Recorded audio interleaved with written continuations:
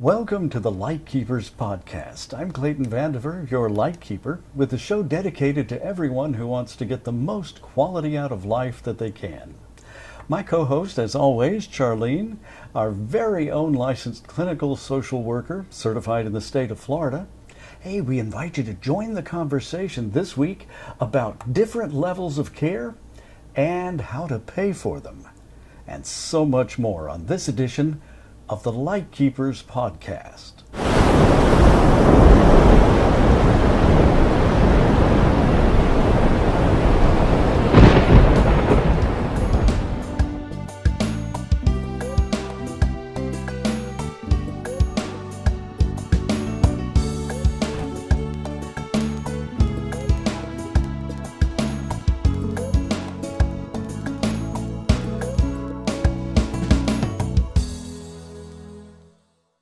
Before we start, I'd like to invite you to please leave your questions or comments below. We always love to hear from you. Questions this week will be answered during our next show that appears online every Wednesday evening at 7 p.m. Eastern.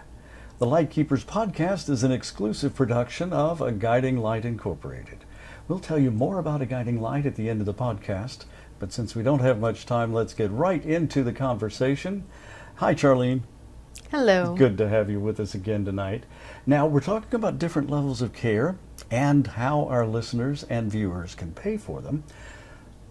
Before we worry about how to pay for them, tell us what different levels of care are there?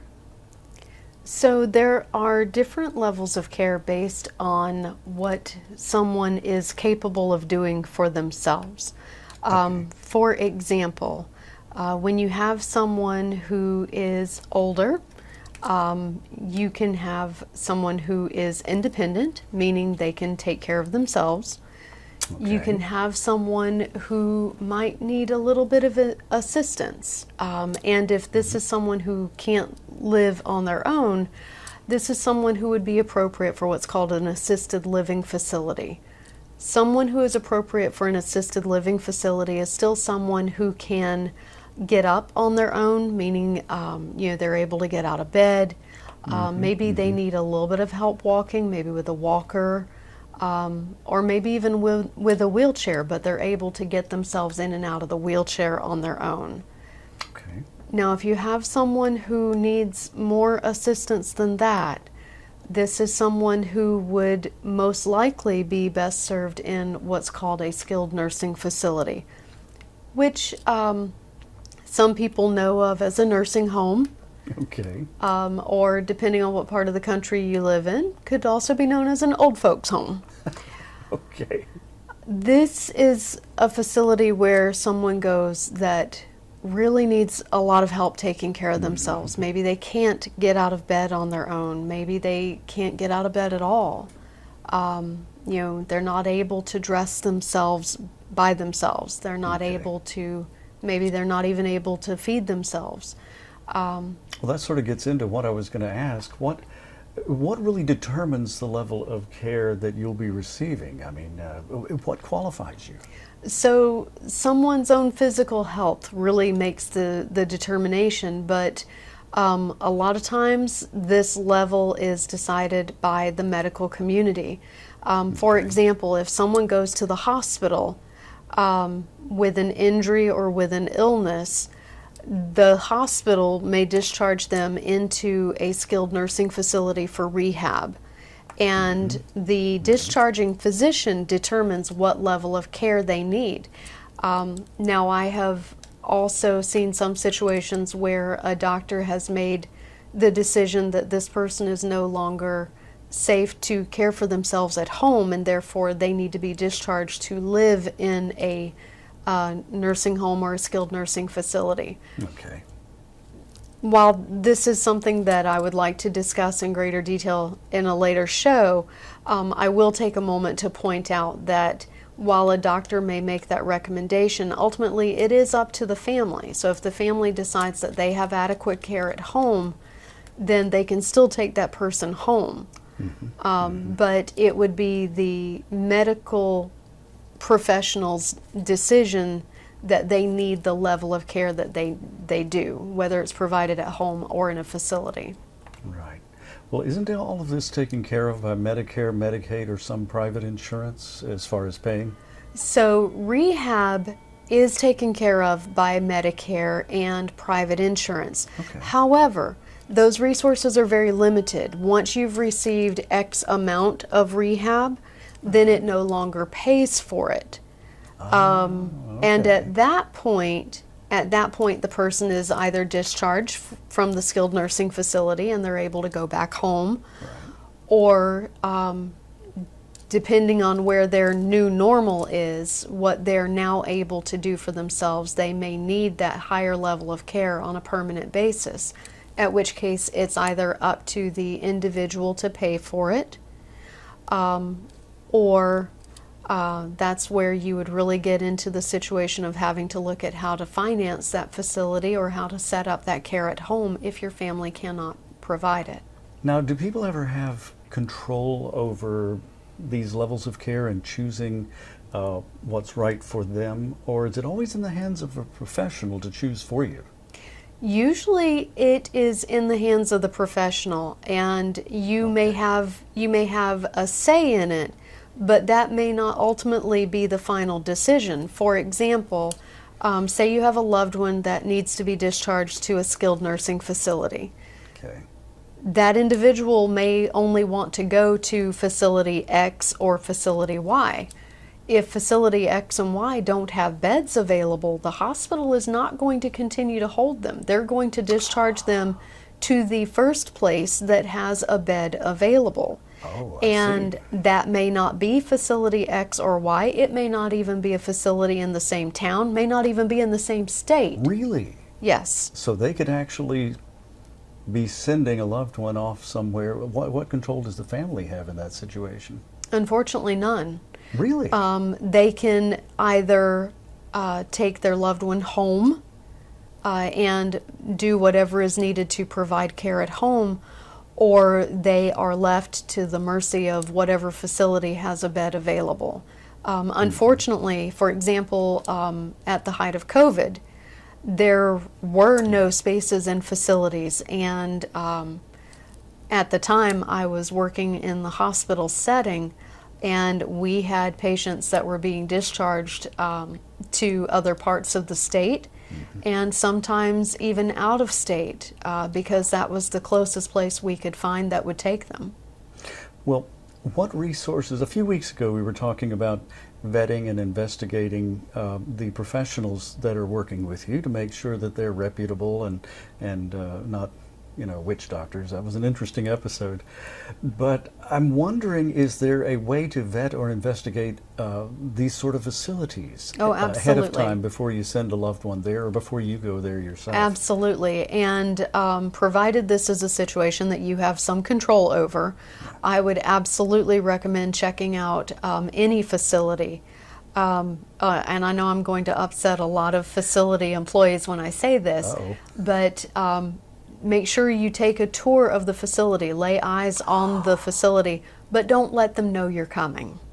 Oh, okay. So an unannounced visit is a good thing. Unannounced visit is a good thing, otherwise they're going to have the staff on their best behavior, and they're going to have things nice and neat and clean, and for some facilities that may be the normal, hi Wizzy.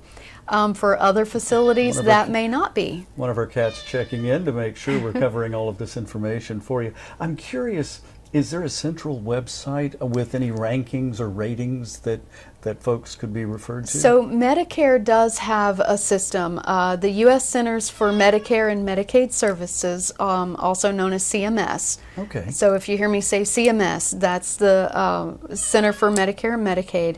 They have a 5-star quality rating system that can be researched online, and basically what they do is they have these facilities rated. Thank you. They have these facilities rated according to Medicare standards, and they have those ratings online where people can research them and look at them. But I wouldn't recommend stopping there. I would also recommend looking at reviews. Reviews are important, keeping in mind, of course, that there are some people that will complain about anything and everything. So take those reviews with a grain of salt. Fair enough. Yeah. But reviews are important because these are normally left by people who have had firsthand experience. Sure. And of course, word of mouth. If you know someone who's had personal experience, that's going to be important also. Well, now, a few years ago in the state of Florida, there was an agency of the Department of Elder Affairs, and they were called the Ombudsman. That group actually went to facilities like this, nursing homes, skilled nursing facilities, and they did surprise visits. They rated them. They not rated, but rated them on their performance and cleanliness and so forth. And they really did help these facilities to maintain standards and to do a really good job in the state of Florida. Are they still doing what they used to do? Because I haven't heard of them in a very long time. So that can vary from state to state as funding varies. Okay. That is definitely something that I would encourage someone to look into with their own state's Department of Elder Affairs, which is a good thing to look into anyway, because you may want to have that information in case you need an advocate working with the nursing home.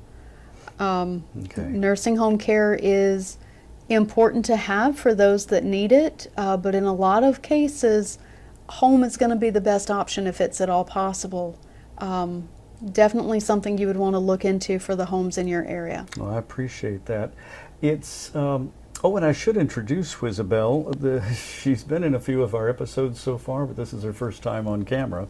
This is, I guess we call her the therapy cat around the house, because she knows that whenever we're working hard, she needs to be there to help us out and help us stay stress-free and cool, calm, and collected. So this is Isabel. She likes to be in the middle of everything. And you know, it's something we probably should do an episode about at some point, because animals play such an absolutely, pets are a great part of the family, and they play a really important role Absolutely. in reducing stress, in making life better. There's so many studies. There are a lot of studies that show the benefit of pet ownership, having those furry, feathered, or scaled family members. They have a lot of benefits to our personal health, to our emotional health, and it's good to do for them. There are so many animals out there that need a family and need a home, and I'm glad she can be a part of ours. She looks great on camera, let me tell you. So we know we're going to the hospital, and what is a typical stay for the patient from admission to discharge, the entire process before they ever get, since we're talking about levels of care, that's really where the care often starts.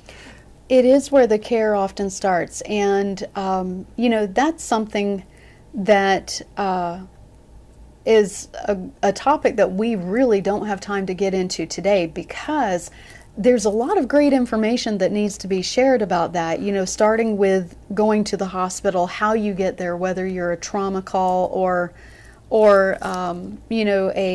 walk-in admission, so to speak. Yeah. We don't have time to get into all of that here today, but definitely something we should cover. Well, I tell you what, why don't we make that our next episode for our listeners and our viewers, because the hospital stay really is the first point of contact with the system for a lot of people when we're talking about levels of care and how to pay for them. Like you said, Medicare, Medicaid, private insurance. Which of these pays for some of these facilities we're talking about again? So, Medicare and Medicaid will pay for rehab if you have to go to a skilled nursing facility.